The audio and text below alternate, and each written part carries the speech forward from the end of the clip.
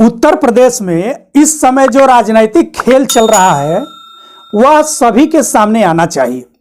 और ये मैं बात इसलिए कह रहा हूं क्योंकि कल जो है साक्षी महाराज जो बीजेपी के सांसद हैं, उन्होंने क्या कहा? उन्होंने कहा कि ओवैसी से हम लोगों को फायदा होता है। तो ओवैसी से क्यों फायदा होता है आपको भाई?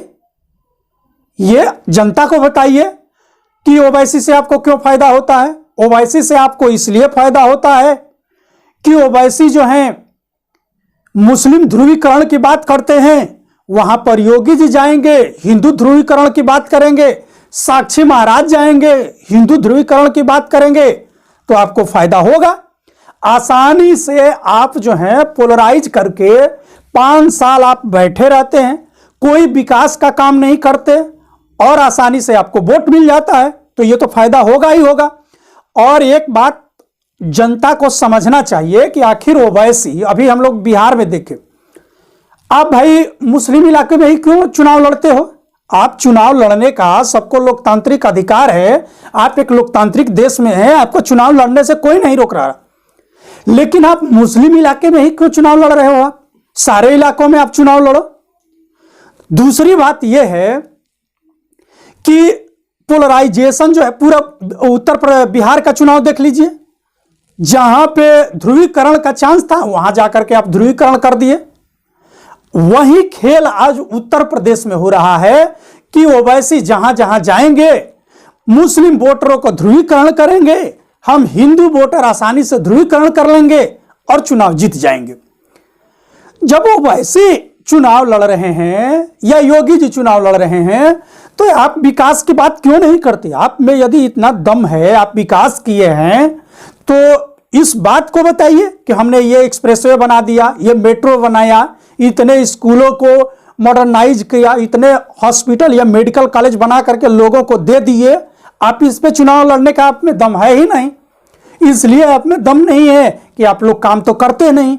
आप जैसे ही चुनाव कहीं पे आता है, आप 2 महीने, आप इस समय माहौल बनना शुरू हो गया है, ओवैसी कुछ ऐसी बातें बोलेंगे, उस पर आपका कोई दूसरा नेता बोलेगा, दंगा का माहौल होगा, लोगों में एक ऐसा माहौल क्रिएट हो जाएगा कि तनाव का माहौल में सारे लोग जिए और आप लोग आसानी से चुनाव जीत करके चले जाओ। तो ओवैसी को भी ये बताना पड़ेगा, ये योगी जी को भी बताना पड़ेगा, मोदी जी को भी बताना पड़ेगा और ओवैसी को भी बताना पड़ेगा कि आप जो जिस तरह का आप भी खेल हो रही है, ये जनता के बीच में आना चाहिए। और जनता को भी इस खेल को समझना पड़ेगा कि इस तरह से न तो आपका भला होने वाला है, न ही आपके परिवार का भला होने वाला है। ये लोग जो हैं अंदर, ये तो मिले हुए हैं, सभी लोग चिल्ला चिल्ला करके कहते हैं कि आपस में मिले हुए हैं, लेकिन अब तो इनका पोल भी खुल गया। और पोल खोला ही कौन? इनके खुद के सांसद पोल खोल दिए कि हाँ, हमको इनसे फायदा होता है। तो ये जनता के बीच में जाना चाहिए और जनता को इस बात का संज्ञान लेना चाहिए, इनके बीच के खेल को समझना चाहिए कि इससे हम लोगों को कोई भला नहीं होने वाला है। होने वाला है तो आपको स्वास्थ्य और शिक्षा पर ही होने वाला है। क्योंकि जब भी ये चुनाव का माहौल है, चाहे अभी देख लीजिए बंगाल में क्या स्थिति बनाया जा रहा है, दंगा करा दो, चुनाव जीत लो। तो ये जो जिस तरह की राजनीति हो रही है, यह देश के लिए, प्रदेश के लिए सही नहीं है। यह जो है, इस तरह की जो राजनीति हो रही है, यह देश और प्रदेश को हमेशा गर्त में ले जाएगी। और इतिहास गवाह है, इसी तरह की राजनीति कांग्रेस ने भी की थी और जीना जैसे लोग को पैदा की। और हर्ष क्या हुआ? हर्ष यह हुआ कि भारत को 2 भागों में बंटना पड़ा।